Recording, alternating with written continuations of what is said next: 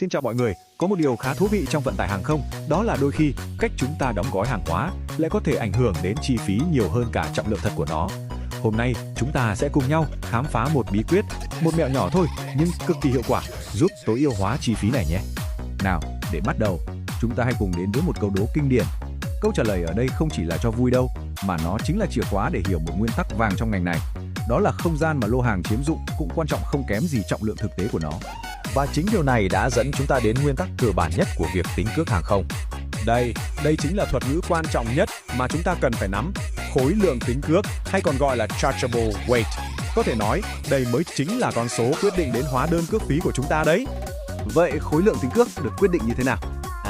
Nó là một cuộc so tài giữa hai yếu tố. Một là trọng lượng thực tế, tức là con số hiện trên cân, và hai là trọng lượng thể tích, một cách đo lường sự cồng kềnh của kiện hàng.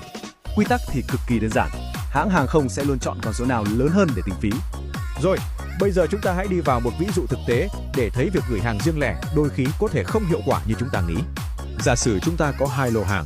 Lô đầu tiên là quần áo thời trang, loại hàng nhạy tênh nhưng lại khá cồng kềnh, chiếm nhiều không gian. Trọng lượng thực của nó chỉ có 200 kg thôi, nhưng vì chiếm nhiều diện tích nên trọng lượng thể tích lại lên tới 270 kg. Vậy thì giữa 200 và 270 kg, đương nhiên rồi, hãng hàng không sẽ chọn con số lớn hơn. Vì vậy, cước phí sẽ được tính trên 270 kg cho lô hàng thời trang này. Tiếp theo là lô hàng thứ hai, sách. Sách thì ngược lại, rất nặng, đặc và rất gọn gàng. Trọng lượng thực là 240 kg, nhưng trọng lượng thể tích chỉ có 92 kg thôi. Trong trường hợp này, trọng lượng thực lại lớn hơn. Thế nên, khối lượng tính cước cho lô sách sẽ là 240 kg. Ok, giờ cộng lại nhé. Nếu mà gửi riêng lẻ từng món một, chúng ta sẽ cộng khối lượng tính cước của từng lô hàng lại với nhau. Tổng cộng là 510 kg. Wow, một con số khá là cao đúng không? Và nó cho thấy vấn đề khi chúng ta gửi hàng riêng lẻ. Nhưng đừng lo, bây giờ chúng ta sẽ đến với phần ảo thuật đây. Một giải pháp cực kỳ thông minh để giải quyết bài toán chi phí này. Kỹ thuật này gọi là consolidation hay là gộp hàng.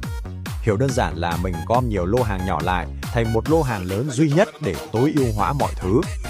Vậy, điều kỳ diệu gì sẽ xảy ra nếu chúng ta gộp lô quần áo và lô sách lại là một? Nào, cùng cầm máy tính lên và tính lại xem sao nhá. Phép tính rất đơn giản. Bước 1, cộng tổng trọng lượng thực của cả hai lại. 200 cộng 240 bằng 440 kg. Bước 2, cộng tổng trọng lượng thể tích. 270 cộng 92 ra 362 kg. Dễ phải không nào? Ok, vậy là bây giờ với lô hàng đã được gộp lại, chúng ta có một phép so sánh hoàn toàn mới. Tổng trọng lượng thực là 440 kg và tổng trọng lượng thể tích là 362 kg. Áp dụng lại đúng quy tắc cũ, hãng hàng không sẽ chọn con số lớn hơn giữa 440 và 362. Và bùm!